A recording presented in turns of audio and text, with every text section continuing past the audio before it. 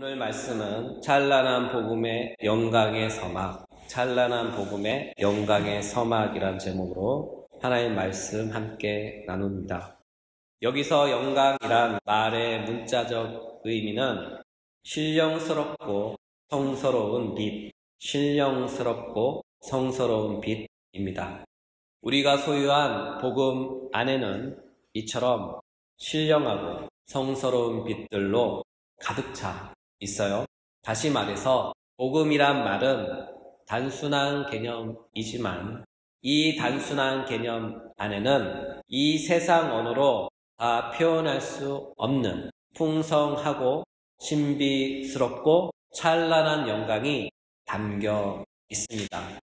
따라서 우리가 복음을 제대로 알고 깨달아 그 찬란함의 지극히 작은 일부라도 맛볼 수만 있다면 그는 복음의 강체에 휩싸여 항상 감사함과 은혜의 충만함 속에 기쁨과 희락으로 매일 살 수 있을 것입니다.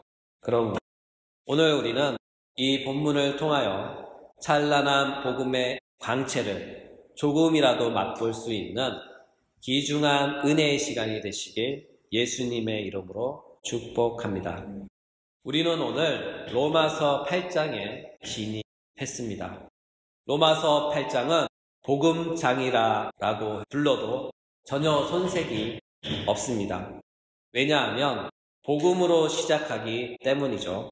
로마서 1장 2절 그러므로 이제 그리스도 예수 안에 있는 자에게는 결코 정죄함이 없나니 이는 그리스도 예수 안에 있는 생명의 성령의 법이 죄와 사망의 법에서 너를 해방하였음이라.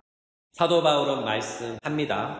이제 그리스도 예수 안에 있는 자들에게는 결코 정죄함이 없나니. 정죄함이 없다는 말은 하나님의 진노의 심판을 받지 않는다, 그런 말씀이죠. 이 말씀은 우리가 받은 구원은 단 한 번이지만 그 구원은 절대적으로 확실하다, 그런 말씀입니다. 왜냐하면 본절에 나타난 정죄함이란 말은 법률 전문 용어로서 재판이나 선고 또는 선고 이후의 형벌과 구속의 상태를 포함하는 말이기 때문이죠.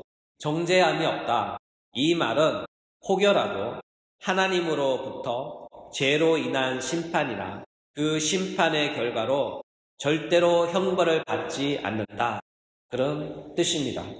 그렇다면 정죄함이 없는 대상은 누구일까요? 바로 예수 그리스도 안에 있는 자들이죠. 예수 그리스도 안에 있는 자들은 결단코 하나님으로부터 정죄를 당하지 않습니다.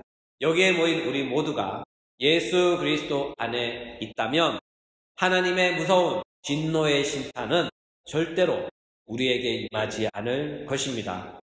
이와 같은 이유로 예수 그리스도 안에 있는 우리는 안전합니다. 두려움이 없습니다. 죽음에 대한 걱정도 없고 하나님 앞에 섰을 때 하나님의 심판에 대한 염려도 없습니다. 이와 같은 의미에서 그리스도인은 언제나 죄에 대하여 자유합니다. 이것은 성경이 보장하는 확실한 은혜입니다. 이와 같은 이유로 시편 기자는 이렇게 고백을 합니다. 시편 32편 1절 2절 허물의 사함을 받고 자신의 죄가 가리워진 자는 복이 있도다. 마음에 간사함이 없고 여호와께 정죄를 당하지 아니하는 자는 복이 있도다. 확실히 사도 바울이 이 본문에서 말씀하신 정죄함이 없다는 말씀은 시편 기자가 고백한 이 말씀이 틀림없습니다. 그러므로 그리스도 예수 안에 있는 우리는 하나님의 심판을 두려워하거나 심판의 결과인 형벌을 걱정하지 맙시다. 우리의 미래는 안전합니다. 우리의 구원은 확실합니다. 이것은 진실이니 확실히 믿으셔도 됩니다. 정죄함이 없다. 정죄의 반대말은 칭의입니다. 칭의 어디에서 많이 들어보셨죠? 칭의라는 말도 정죄라는 말과 함께 법정에서 쓰이는 법률 전문 용어입니다. 정죄는 죄가 있다고 선언하는 행위라면 칭의는 죄가 없다고 선언하는 행위입니다. 사실상 죄 가운데 태어난 우리가 어떻게 죄가 없겠습니까? 우리는 모두 다 죄 가운데서 죄인으로 태어납니다. 그리고 죄를 짓고 살다가 죄 가운데서 죽습니다. 이런 우리가 어떻게 감히 죄 없다고 단정하며 확신할 수 있을까요? 그것은 의롭다고 하시는 하나님의 선언이 있기 때문입니다. 여기서 중요한 구분은 하나님의 말씀이 아니라 하나님의 선언, 선포입니다. 선언이나 선포는 그 뉘앙스의 성격상 일방적이죠. 그리고 그것은 선포자의 굳은 의지가 담긴 것이기에 그 선언이나 선포는 확정적입니다. 다시 말해서 확실합니다. 더욱이 이와 같이 선언하신 분은 사람이 아니라 창조주이신 하나님이시죠. 사랑하는 여러분, 하나님의 말씀은 언제나 예가 되며 아멘이 되는 줄 믿으시기 바랍니다. 왜냐하면 그분의 말씀은 확실히 이루어지며 성취되며 반드시 그렇게 될 확실한 일이기 때문이죠. 오늘 본문인 로마서 8장 1절을 다시 한번 읽어봅시다. 그러므로 이제 그리스도 예수 안에 있는 자에게는 결코 정죄함이 없나니. 예수 안에 있는 자는 결코 정죄함이 없다고 확실히 선언하시죠. 읽으셨죠? 그러나 우리가 비록 예수 안에 있는 자이지만 현재 우리의 상태는 어떠합니까? 로마서 7장 24절 오라 나는 공고한 사람이로다 이 사망의 몸에서 누가 나를 건져내랴. 우리는 이 구절을 통하여 알 수 있듯이 우리는 이미 구원받았지만 그럼에도 불구하고 우리는 여전히 우리의 육신은 죄의 사슬에 묶여 죄를 짓고 그 죄로 인하여 우리의 영혼은 늘 괴로움에 몸부림치는 것을 날마다 몸소 체험합니다. 하지 말아야지 하면서도 여전히 그 결심과는 반대로 어느덧 나는 죄를 열심히 짓고 또 짓고 있습니다. 이것은 우리의 현실이며 어쩔 수 없는, 벗어날 수 없는 상태입니다. 이것은 절망이며 비극입니다. 그리고 인생의 비참함입니다. 만약 로마서 7장 24절에서 로마서가 끝났다면 우리의 인생은 허무했을 것입니다. 그것은 복음이 아니었을 것이죠. 왜냐하면 우리가 구원받았다고 말은 하지만 하늘의 소망을 소유했다고 말은 하지만 그 소망은 빛바랜 그리고 아무 능력 없는 소망이 되었을 것이기 때문입니다. 그러나 로마서는 7장 24절에서 끝나지 않고 그 다음 장이 있습니다. 바로 로마서 8장입니다. 로마서 8장은 찬란한 소망의 장입니다. 한마디로 복음의 장이죠. 다시 말해서 로마서 7장은 절망의 장이라면 로마서 8장은 소망의 장입니다. 여러분, 이것이 바로 복음 아닙니까? 복음이 무엇이죠? 복음을 다른 측면에서 나열해보면 복음은 죄로 인해 고통하며 신음하며 도저히 희망 없어 보이는 암울한 현실에 갇힌 자들에게 한 줄기 빛과 같은 소망을 던져주는 것이 복음 아닙니까? 희망을 선물하는 것이 복음 아닙니까? 이와 같은 맥락에서 우리의 주님이신 예수님도 복음을 이렇게 선포하셨습니다. 누가복음 4장 18절 19절 주의 성령이 내게 임하셨으니 이는 가난한 자에게 복음을 전하게 하시려고 내게 기름을 부으시고 나를 보내사 포로된 자에게 자유를 눈먼 자에게 다시 보게 함을 전파하며 눌린 자를 자유롭게 하고 주의 은혜의 해를 전파하게 하려 함이라. 우리의 주님이신 예수님도 막연한 현실에 높은 벽 앞에 좌절하며 고통스러워하며 신음한 절망 가운데 있는 자들에게 참 복음을 전하며 절망에 빠진 이들이 참 소망의 빛을 보게 하시고 그들을 그 막연한 현실에서 구원해 주신 것이 아닙니까? 이것이 바로 복음의 영광 중에 하나입니다. 복음의 이와 같은 성격으로 인하여 어떤 이들은 로마서 8장을 가리켜 복음 중에 복음이라고 부르기도 하고 또 다른 어떤 이는 찬란한 복음의 영광이 빛나는 한검장이라고 부르기도 합니다. 왜냐하면 로마서 8장은 죄 없다 선언하시는 칭의를 선포하고 있기 때문이죠.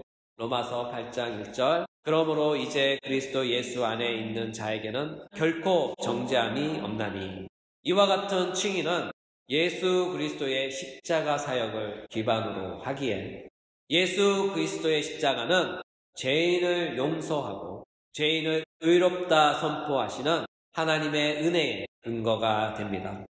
따라서 칭의는 공의로우신 하나님의 속성을 위반하지 않으시면서 동시에 하나님의 자비로우심과 하나님의 사랑을 나타내는 복음의 참 광채입니다. 이와 같은 복음의 영광스러운 광채가 이렇게 나타난 바 된 것이죠. 그러므로 이제 그리스도 예수 안에 있는 자에게는 결코 정죄함이 없나니 또한 이와 같은 복음의 찬란한 광채는 예수 그리스도 안에서 찬란하게 빛납니다. 본문을 다시 한번 읽어봅시다. 그러므로 이제 그리스도 예수 안에 있는 자에게는 결코 정죄함이 없나니 이는 그리스도 예수 안에 있는 생명의 성령의 법이 죄와 사망의 법에서 너를 해방하였습니다. 여기에 복음의 찬란한 광채를 발산하는 두 단어가 있어요. 하나는 정죄함이 없다. 정죄함이 없다. 또 다른 하나는 해방되었다입니다. 우리가 해방되었기에 우리는 정죄함이 없는 것이죠. 우리는 분명 정죄의 근원인 율법으로부터 또한 그 저주로부터 해방되었습니다. 바로 이 해방을 가져온 것은 다름 아닌 복음이었죠. 이 복음이 우리를 율법의 사망으로부터 정죄로부터 죄의 종로로부터 해방시켜 준 것입니다. 여기서 더욱 중요한 것은 이와 같은 찬란한 복음의 영광의 강철을 가져오시고 또한 그것을 발산시키셔서 그것이 우리의 것이 되게 하시는 분이 있다는 것이죠. 여러분, 그분이 누구실까요? 그분은 다름 아닌 바로 성령님이십니다. 성령께서 이 일을 행하십니다. 어디서 이 일을 행하실까요? 바로 우리 안에서입니다. 이것을 다른 말로 표현하면 성령의 내주, 성령의 내주라고 합니다. 성령이 내주하신다는 말씀은 성령께서 나와 함께 영원히 산다. 성령께서 나와 함께 영원히 산다는 그런 말씀이죠. 성령께서 우리 안에서 영원토록 사시면서 하시는 일들은 바로 이것입니다. 먼저 성령께서는 우리를 중생하게 하시고 그 중생을 통하여 우리 안에 오시고 마음을 열어 복음을 듣게 하시고 회심과 회개를 불러 일으켜 자복하게 하시고 또한 믿음을 선물로 주셔서 그 믿음을 사용하게 하시며 우리가 믿을 때 그 복음을 힘써 붙잡게 하시고 그 붙잡은 복음을 통하여 우리를 단번에 의롭게 하셔서 의인이 되게 하시며 그 의인된 자를 이끄사 거룩하게 하시고 하나님의 자녀로 양자 삼아 주시고 견인하셔서 마침내 영화로움에 이르게 하십니다. 이와 같은 모든 사역이 바로 성령께서 우리 안에 내주하시면서 행하시는 일들입니다. 다시 말해서 찬란한 복음의 영광의 강체들을 우리 안에서 발산하게 하십니다. 이와 같은 이유로 우리는 죄로 인하여 결코 정죄함을 받지 않습니다. 이와 같은 이유로 우리는 율법으로부터 그 저주로부터 영원히 해방될 것입니다. 따라서 로마서 8장은 복음으로 시작합니다. 그 복음은 단순한 복음이 아니라 복음 속에 감춰진 놀라운 복들을 드러나 펼쳐지기에 로마서 8장은 찬란한 복음의 영광이며 또한 찬란한 복음의 영광의 서막입니다. 이것을 찬란한 복음의 영광의 서막이라고 부르는 이유는 로마서 8장 안에는 우리가 무엇을 상상하든 우리의 이해를 훨씬 뛰어넘는 엄청난 복음의 영광의 강체들이 펼쳐지기 때문입니다. 그러므로 우리는 로마서 8장을 통해 무한한 하나님의 지혜와 그분의 광대한 계획과 앞으로 완성될 종말론적 현실을 조금이나마 탐험하며 엿보며 맛보아 알 것입니다. 그리고 그 찬란한 복음의 영광의 강체들을 우리의 것으로 소유하며 항유하게 될 것입니다. 여러분, 이 복들은 우리의 것입니다. 이 복을 주신 하나님께 감사합시다. 오늘의 말씀을 마무리합니다. 지금까지 나열한 것은 단지 시작에 불과합니다. 앞으로 더 놀라운 찬란한 복음의 영광의 강체의 문이 열릴 것입니다. 함께 기대하고 고대하며 로마서 8장을 탐험해 가봅시다.